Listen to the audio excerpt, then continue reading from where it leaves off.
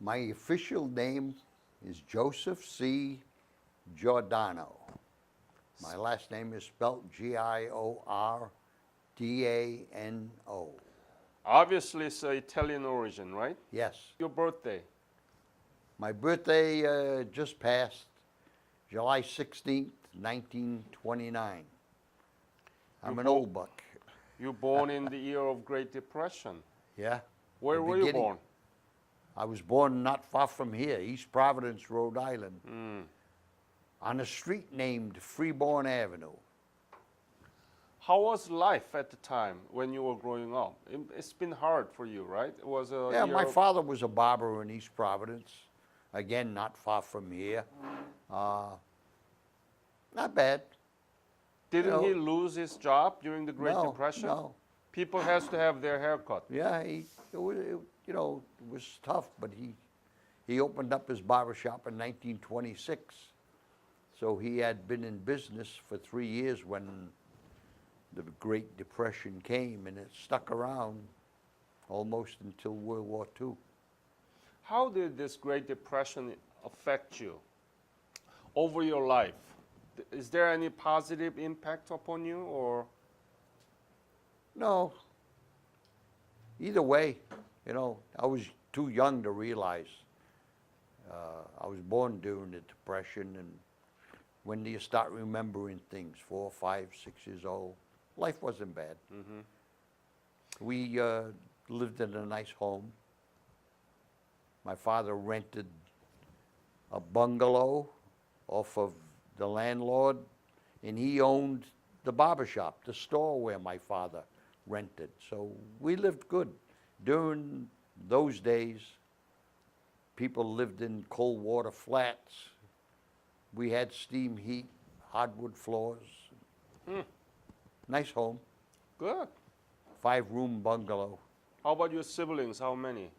2 brothers, 2 sisters. My 2 brothers are gone. My 2 sisters, one older, one younger, still living. Good health. Good. I got an older sister, 95. I got a younger sister, 77, 78. What school did you go through? I started out in East Providence, A.P. Hoyt, first grade. And I ended up East Providence High School. High school. Yeah. When did you graduate? I didn't graduate. The class was 1947. But having old-fashioned parents, my mother was born here, my father in the old country, but, that's the way it was in them days. When you became 16 years old, you quit school and went to work, and that's what I did.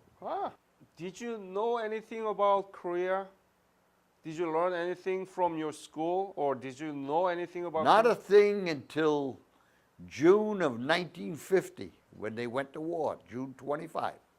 What happened to you then? They declared war, and, being a barber, getting the 2 newspapers a day then, I read about it. That was in June of 1950. Little did I know, I got drafted on January 12th, 1951. January 12th, 1951. I was involved in the largest, I understand, the largest peacetime draft ever that took place. 100,000 men got drafted on January 12th. Let me ask this question. Looking back all those years, you never knew anything about Korea. You never imagined that you would be in Korea. Never heard the word. Don't remember ever hearing the word. Exactly. And you were in Korea during the war. Yep. And you came back. Yep. And now you are doing this interview. What do you think of it? I think Why did it happen to you? The interview? No, the Korean War. Well, I was ripe. I was 21 and a half when I got drafted. I just missed World War II. They stopped the draft 6 months before I became 18. So my 2 older brothers were in World War II. One was in the Marine, one was in the Air Force. I just missed it. But when the Korean War started, I was just right. Did you think that you would be in Korea? When you were drafted, I there knew- was a chance that there can be in Germany I too. knew I was going to be drafted, you know, when that war started. I never thought I'd end up there. January 12th, everyone drafted that day went to the Far East. Everybody. There was a draft right after that, February 9th. And I had a choice. I got a notice. They said January 12th, or or February. you could go February 9th. We got a draft. Mhm. So I chose the 12th. Everyone, the 12th, went overseas to Korea. What about in the February? February, everybody went to Europe, Germany. See? So, I guessed wrong. But no, I guessed wrong as far as being in combat. But I don't regret it. I wouldn't give you 5 cents for what I went through, but I wouldn't take $1 million for my experience. why? Because I went, I did, I saw, I conquered, and I came back Caesars, right? Like a Caesars. like Caesars. A lot of my friends didn't. Yeah. So now, what is Korea to you? What is it to me? I feel bad it isn't settled yet, but like my second country, I fought for it. I was there. It was nice. I didn't see anything. Seoul was flattened when I saw it. There was nothing in Seoul. Now it's a big metropolis. Have you been to Korea back? No, You want to go back? it's too far. Hey, 14 hours, I that's know, it's too far. it. You were drafted in January 12th, and where did you go? 1951. Yeah, where did you go get the basic training? 1 week, Fort Devens, Massachusetts, and we went on a train to, at that time, it's Fort Polk now, Camp Polk, Louisiana. We were there 4 months, Huh. 16 weeks of basic infantry training. From there, 2 weeks furlough, back to Camp Polk. They took us to San Francisco by train, and from San Francisco, we left for Japan by ship. When was it? That was, we went to San Francisco, we left there in June of 51 by ship. It's And from the name San of the ship Francisco. was the Brewster. And we went to Japan, Hokkaido, Japan. I was there from June until the end of November. And then? We had, when I went to Japan, we got assigned to other outfits, and I was assigned to the 120th Combat Engineer Battalion. Mhm. And we had intensive combat engineer training, Like what? Tell me. building bridges, Bailey bridges, landmines, explosives, all kinds of construction, from landmines down to pick and shovel, ditching and Did you like it? From Breaking- barber to no, it was hard work. Hmm. When I got drafted, I think I was 165 pounds. And by the pictures I brought, I went down to about 135, 139 pounds. We worked hard. It was good labor, but we worked hard. 7 days a week, sun up to sundown, we worked. How was life in Japan? Japan was good. I liked Japan. We had a good time. It was good. We had, Saturday afternoon and Sundays off. Yeah, I liked Japan. But did you stay all in Hokkaido? Yeah, Did you go Hokkaido to Tokyo? only. No, Hokkaido only. Yeah. And then when did you leave for Korea? Sometime, I think the end of November. Okay. From June, the end of November, around the beginning of December, because I remember distinctly, I arrived on the front lines of Korea. The first night I was up, Christmas Eve, 1951. And all our outgoing shells, our artillery was behind us. We were up front. All our outgoing shells went over our heads. I was a young kid, 22 years old. I didn't know if they were coming in or going out. Scared out of my boots, but we got by.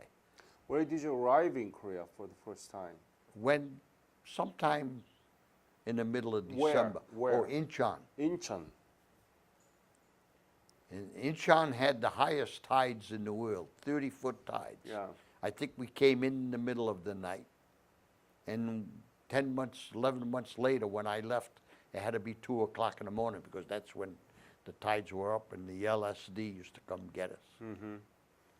And then, do you remember the name of the base camp in the front line? Where was it? Was it like I was in the Chuan Valley. Cheon? I was on Old Baldy. Old Baldy. That was a tough battle. But you were combat engineering, Yeah. right? Yeah. So you were not in the front line, but you There were was in a couple of instances where combat engineers, a squad would be assigned. We were in front of our infantry. We had to go clean out trenches and get them ready for our infantry to attack and retake the hill. And the Chinese would take it every night and our infantry would take it back every day. Yeah. And before they This went is- back early in the morning, daybreak, we had to go up and clean out the dead bodies, the Chinese dead bodies, get them out of there and clean up the trenches and make it roomy. Oh, and the stench, the smell, I can still smell it. Do you still see that corpse? Yeah, I can see it, I can picture it. That's 64, 60, Does that bother you? no. You don't have PTSD? Yeah, a little bit. More for some of my friends that got killed. I had guys drop dead right in front, next to me. Other guys got wounded. I escaped. It bothers me, but what are you gonna do? Describe the routine days of your service at Choron. I told you out there. Every day we fell out at 6 a.m. We got our assignments for the day, like our company had 4 platoons. And there was 4 squads in each platoon. And every day we got our assignments. We would go have breakfast, and at 7 a.m. we would leave for our assignment. One day, I would be up in front of our infantry, cleaning out trenches for our infantry to re-attack the hill. The next day I might get an assignment and I'd go 15, 20 miles back and build an outhouse for a general. You never knew what you were going to do. We used to disarm minefields, we used to put in minefields, build footbridges, or we'd put up a Bailey Bridge to ford a river. You never knew what you were going to do. It was like working for the Parks and Recreation Department or the Highway Department for a city or town.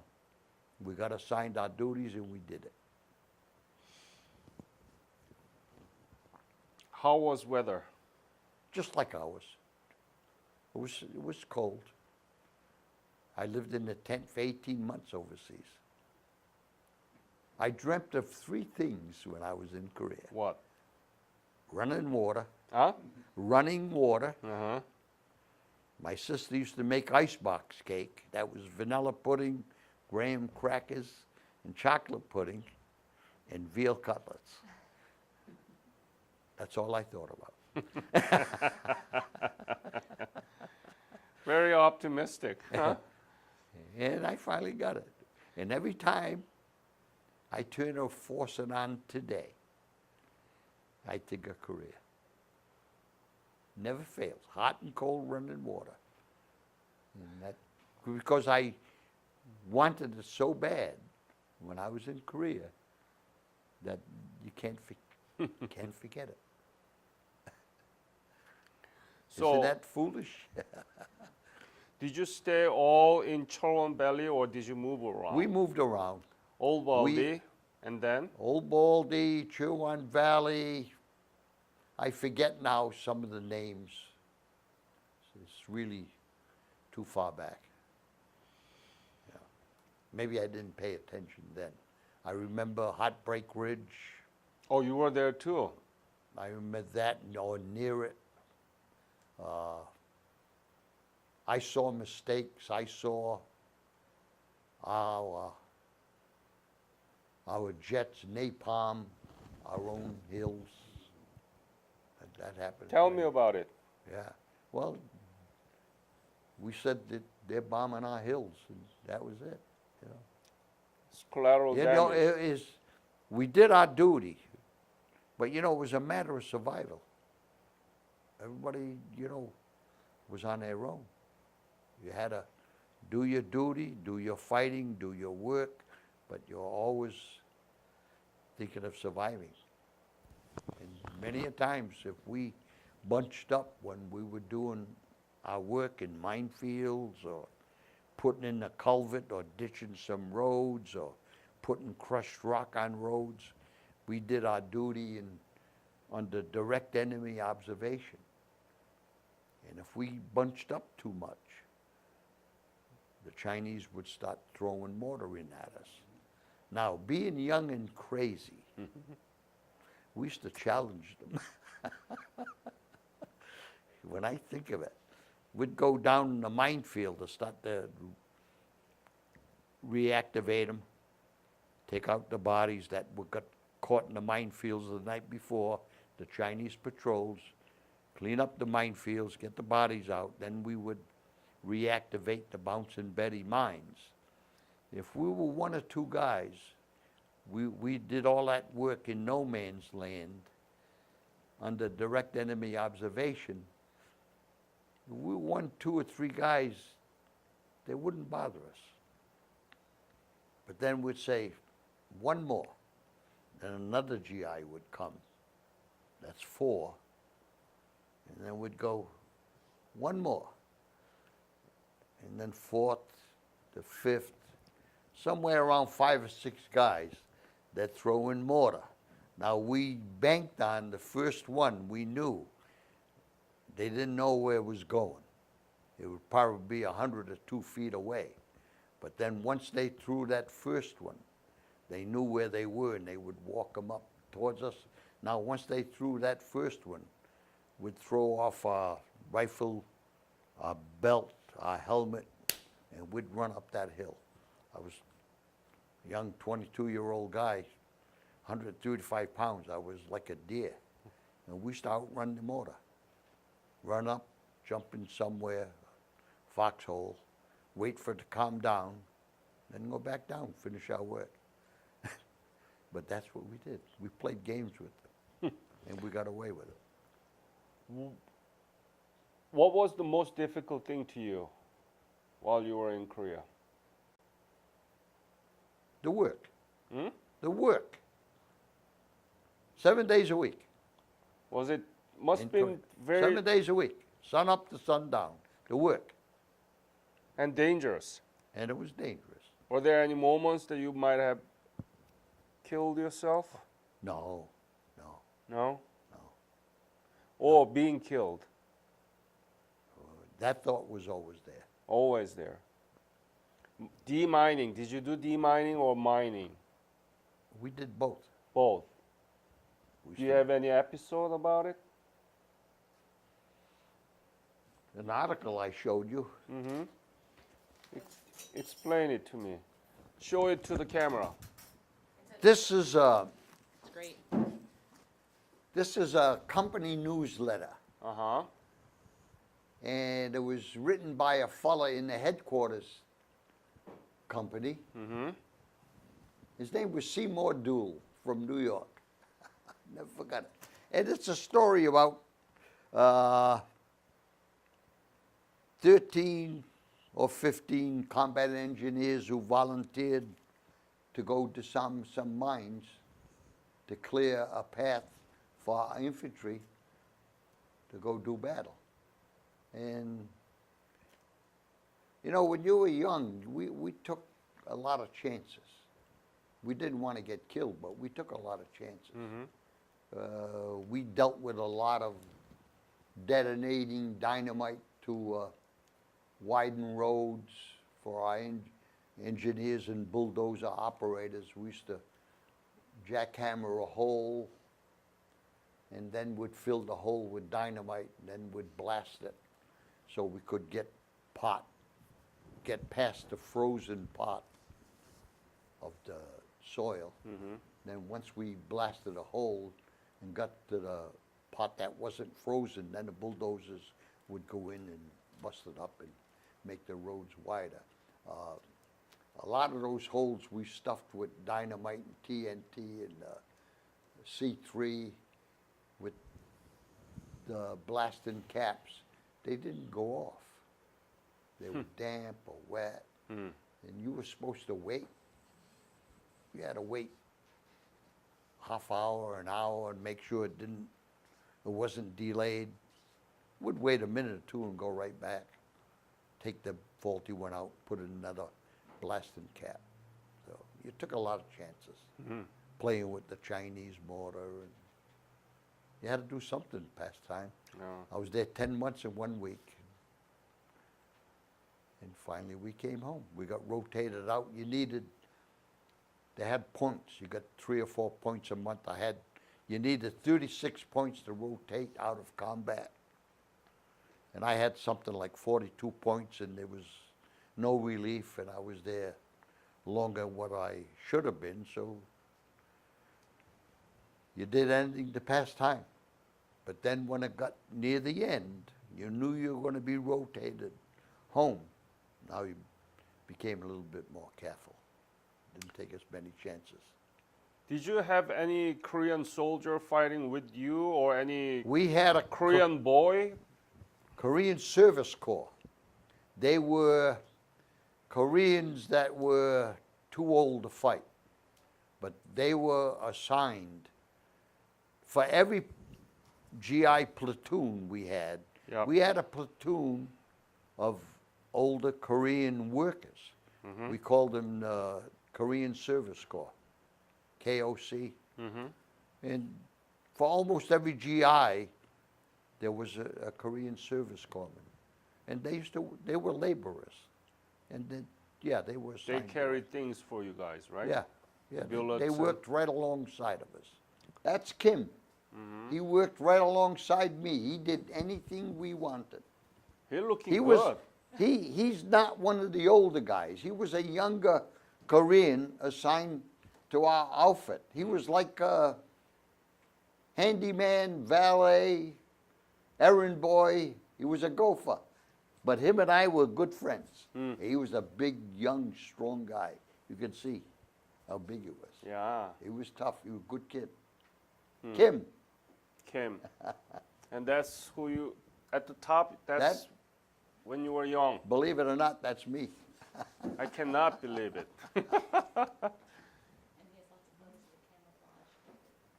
And this is some of the work we did. We camouflaged roads, so the enemy was right over here, a quarter of a mile away, and our trucks used to use these roads that we built for supplies. Where was it? Was it Choron or? That probably on the way up to Old Baldy. Uh-huh.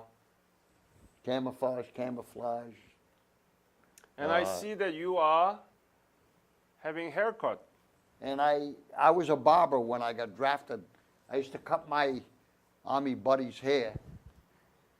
Angel barber, huh? During the Korean No. War. Don't laugh. This is an outhouse we built. What? What house? This is an outhouse, an outdoor wooden toilet. Wooden toilet. Yeah. Very. And that's in full combat gear. This is Betty Hutton, a popular actress and entertainer in the early 50s. She visited us in Korea with the USO. I know. Marilyn Monroe was there too. Oh, Eddie Fisher came see us. Bob Hope. Bob Hope. I was on guard duty. I heard Eddie Fisher, but I didn't see him. But I got to go see her. And Very nice. You know, looking back all those years, right? Very nice. But during your fight,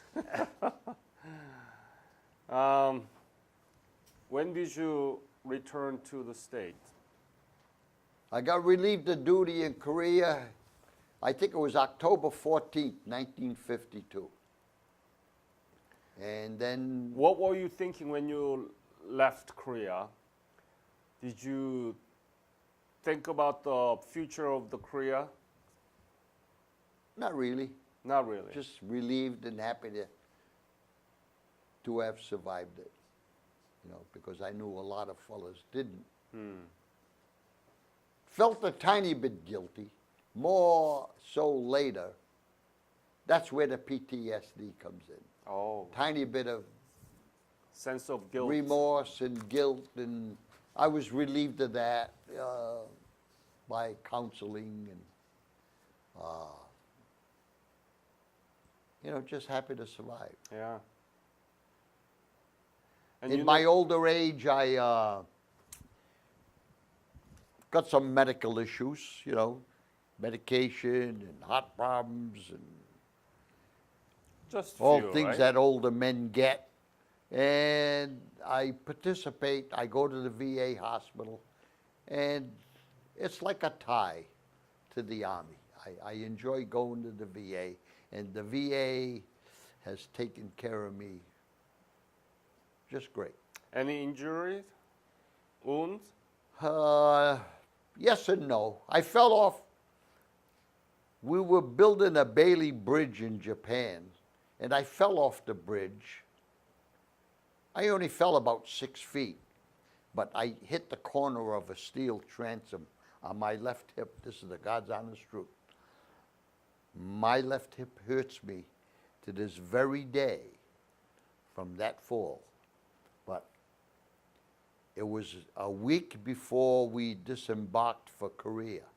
And I complained to my platoon sergeant. I complained to my platoon sergeant that I had fallen and my hip was hurting me, and most of the outfit had moved ahead of us to Korea. And our medical corps, sick hall was gone. And there was a skeleton crew left behind. And I wanted to go to sick hall because I couldn't walk. I couldn't get out of my bunk. You know what happened to Korea, right? Yeah. After the war. Yeah. What do you know about the modern Korea? What do you know? Well, I got a Korean SUV, a Hyundai. I got a Do you like Toyota it? Avalon is 14 years old. It's the best car I ever owned. That was made in Japan, but my Hyundai made in Korea. I've kept track to Korea since I was there. The war isn't settled yet. It's too bad. It's still the North and the South. They could go back to combat at any time.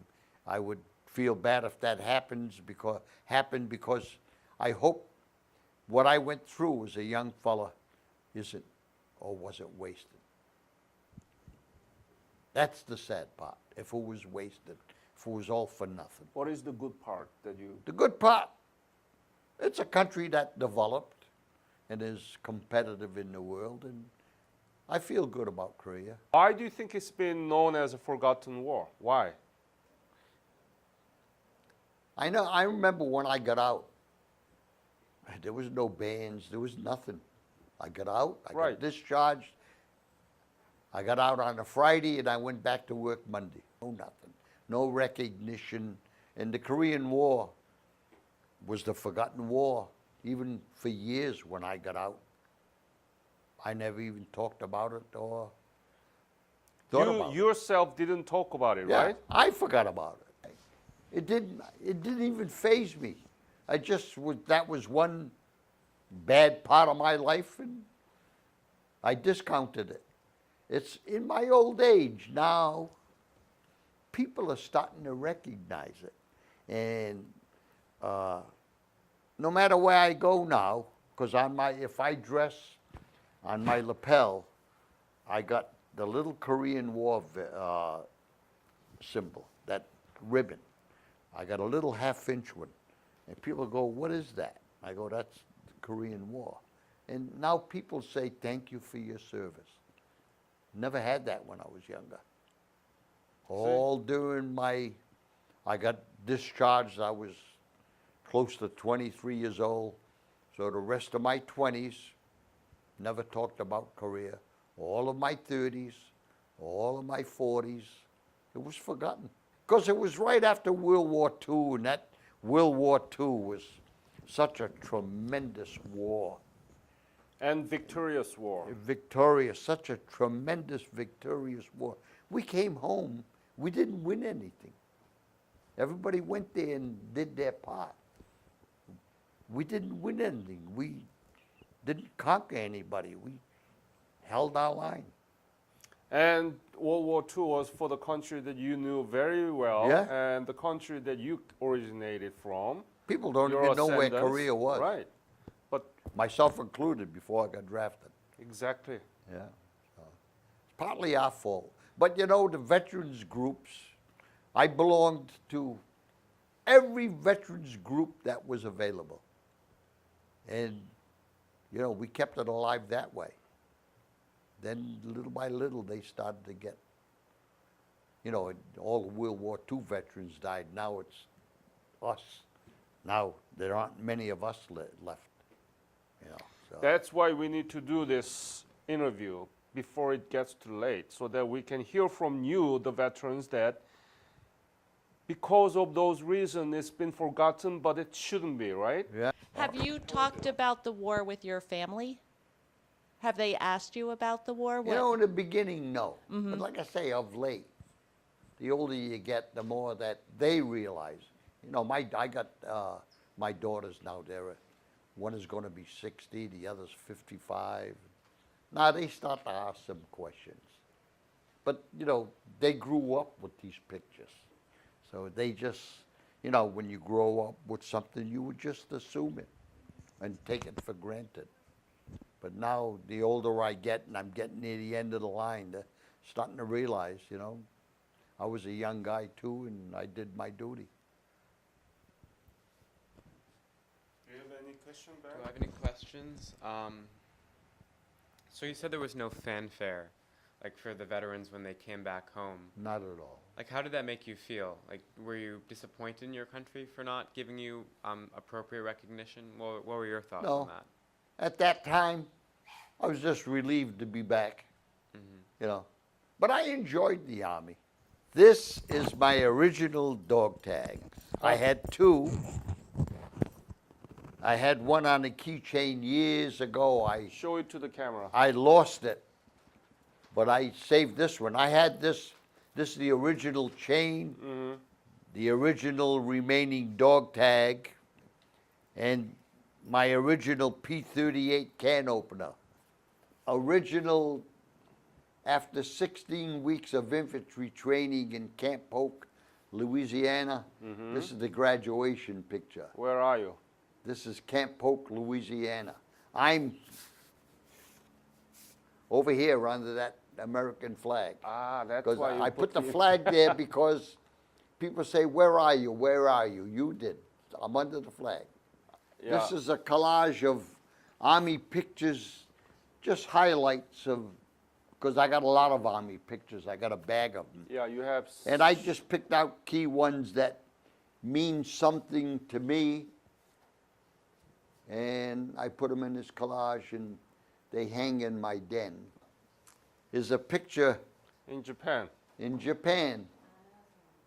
And that's my friend Sal Luistro. He's my age. He lives in Hartford, Connecticut. He's still living. one of the very few. Sal Luistro and myself in Japan, and we asked one of the fellows who ride the bike if we could take a picture on it. And he let us take a picture. That's R&R in Japan, okay? Oh, you recognized it, huh? Oh yeah, instantly. How about this? This is in Korea. That's a 50 caliber machine gun that we had set up outside for our protection. That Yep. was real. And we all were trained to use it if we had to. That was back a little bit from the front lines because we lived in that squad tent. That's what I lived in. I want you to think about going back to Korea. You will not believe in your eyes that what you're going to see, Imagine that. even though you know what happened through the pictures and other medium. This video can be come up in one of the classroom in the United States Oh, wow. in 20 years. And they will still talking about the guy who never knew the country and made and provided opportunity to the Korean people to rebuild their nation so that it become beautiful. Remember, can anything good come out of Nazareth? That is the Korea. Yeah.